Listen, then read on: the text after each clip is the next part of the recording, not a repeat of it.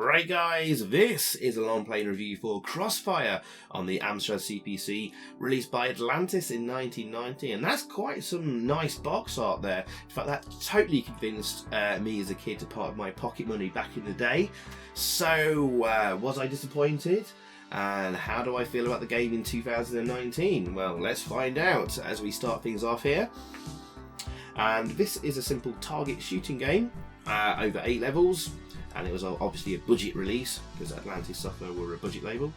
No loading screen there, but straight into the title screen you can see this has been done by Pantheon Software. Pantheon Software. We'll talk more on Pantheon and the guys behind that, or guy behind that, a little bit later. And you get to enter your name first. And then we'll kick things off on the first level. Bit of pause there, I don't know why, and here we go. Level 1 in downtown Chicago. So this is obviously set in Chicago in the 1930s. And there we go. Single screen affair, static screen, so it's not an Operation Wolf style scrolling target shoot 'em up, but very much like Bronx Street Cop that we reviewed a couple of months ago. And as you can see, the main thing about target shooting games is how smoothly does the crosshair move around the screen, how easy is it to move about. Kind of prohibition is probably the gold standard of target shooting games on the Amstrad, and I think the crosshair does actually move pretty nicely. Actually, some of these target shooting games, the crosshair can move in like sort of chunks around the screen, and it's very hard to target things. And there we go, we just got to shoot the gangsters, don't shoot the civilians, of course, and then you get a bonus at the end there. But basically, guys, you just have to survive for as long as possible until the timer runs out at the top. As you can see, that's counting down. We're on 40 seconds on level 2.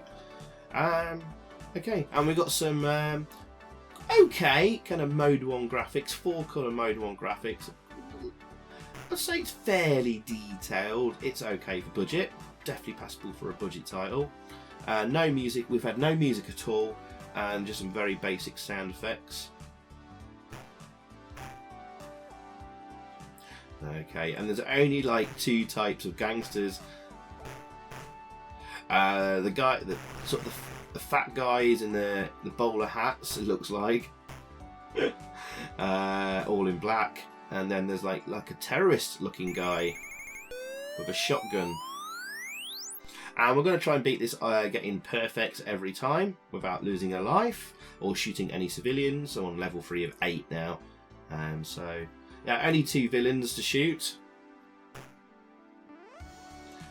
Where's the other villain? So just talking about him, he didn't appear for a while. There he is. He looks like a terrorist. He's stereotypical terrorist you get in most games of the era. Anyway, what's the back of the box say? The back of the box says, the town and docks of Old Chicago are in the grip of the mob. Al Capone and Legs Diamond rule supreme, with half the city's politicians and police force on their payroll.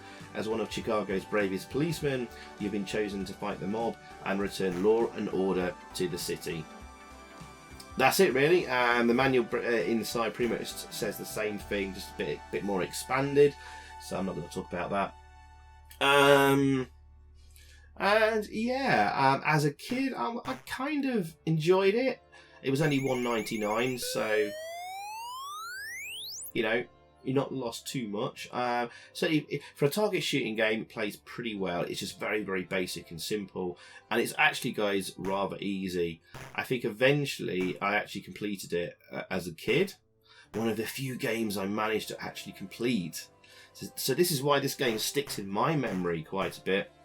It's one of the few games I actually beat to the end without having to use a pogue or anything like that from a magazine. So other games by Pantheon Software now.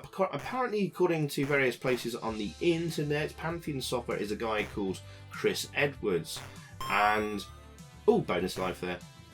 And apparently he did all the home conversions onto the Spectrum, Amstrad and Commodore 64. Whether that's accurate or not, I cannot confirm, because there's very, very little info about Crossfire, or Atlantis Software in general out there on the internet, or anything about Pantheon Software.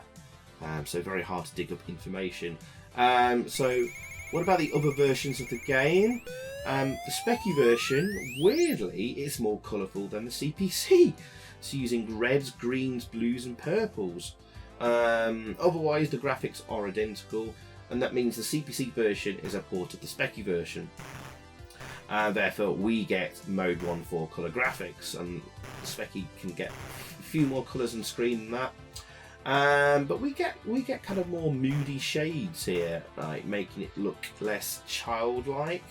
And the Specky version's primary colours are being kind of used, so it looks more like a kiddie's game. This one's got a bit more subtle shading maybe, and darker, moodier colours. So it comes down to personal preference on that. Otherwise, it's identical to the Specky version, even down to the sound effects, presentation, ending screen, etc. And the Commodore 64 version, I'm going to have to be honest, I've not seen this running before, let alone played it. I've just seen screenshots. And there's not a single video on YouTube of the Commodore 64 version. Blimey.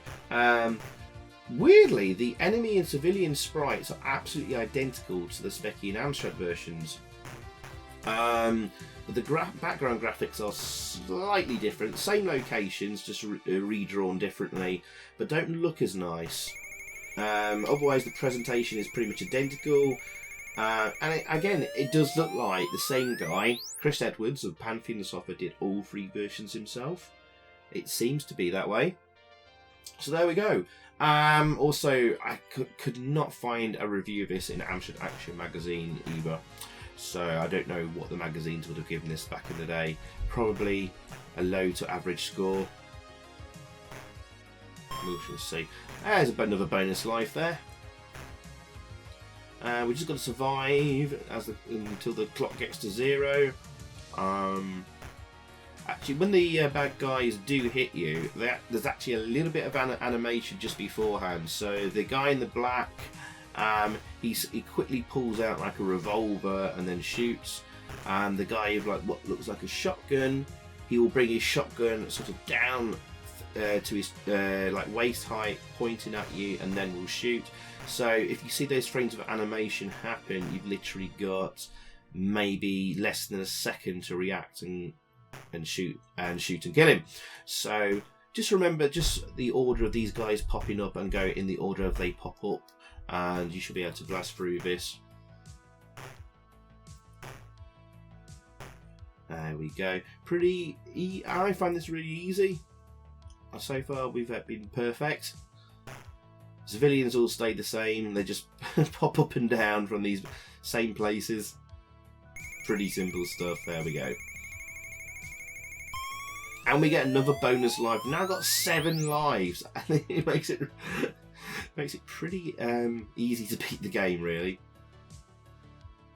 Level 7 of 8, so the penultimate level. Still at the docks, but now we've got these packing crates.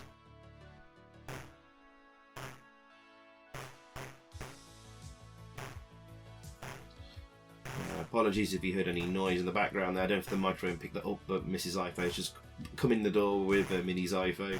He celebrated his first birthday yesterday. And I'm kind of now struggling to think of anything to talk about. Pantheon Software again, let's say they did quite a few games for Atlantis. I mentioned them earlier, but I'll mention them again. Cave Mania, which was, I remember that was pretty good. Hobgoblin, Moon Talk, Skating USA, Spooky Castle, Super Kid, and Super Kid in Space. Actually, I think most of them were actually really pretty good for budget games, from what I remember, and maybe worth a look at me having a long playing review of some of them. Yeah, I remember them being pretty damn good, actually. He also did a boxing game called The Champ, for a really obscure publisher called Linnell. I'd literally never heard of them before or even seen this game, so that's quite a rare game. It's called The Champ. It's a boxing game. It looks quite good from the screenshots actually. Apparently also he worked on Gemini Wing doing the graphics for it, and that was a Virgin Games release. I think that's an arcade conversion as well. There we go. We should be now on to the final level. Here's level 8 of 8. We've got 8 spare lives as well. 1 minute 40 to survive here. As you can see, actually this gets quite tough here now. I'm starting to panic a little bit. You have kind of got a machine gun, so you can fire off quite a few bullets, but you don't want to be too wild with it because you could be shooting away and up pops a civilian.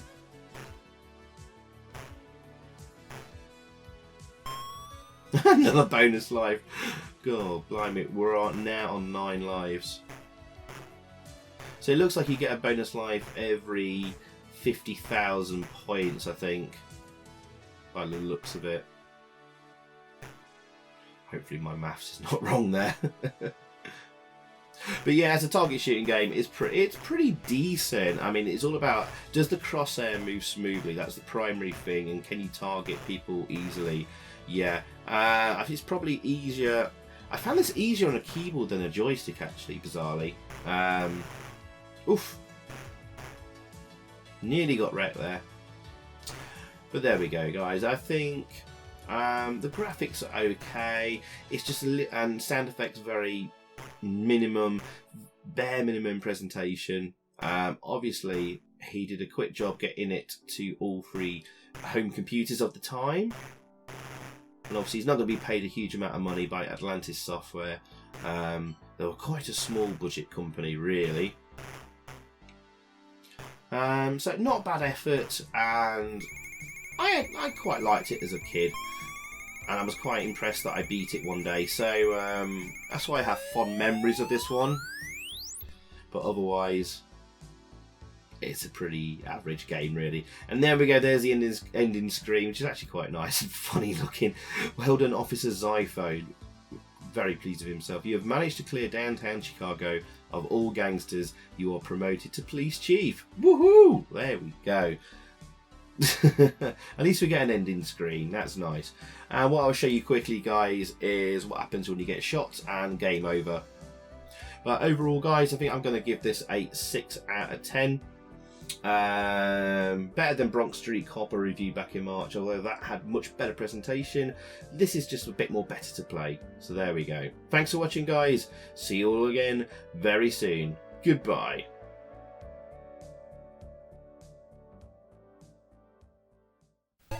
So thanks for watching, guys. I hope you enjoyed that. If you did, please click a like below, leave a comment, and also subscribe if you haven't already. And over that way, there's another video for you to check out. Zypho, out.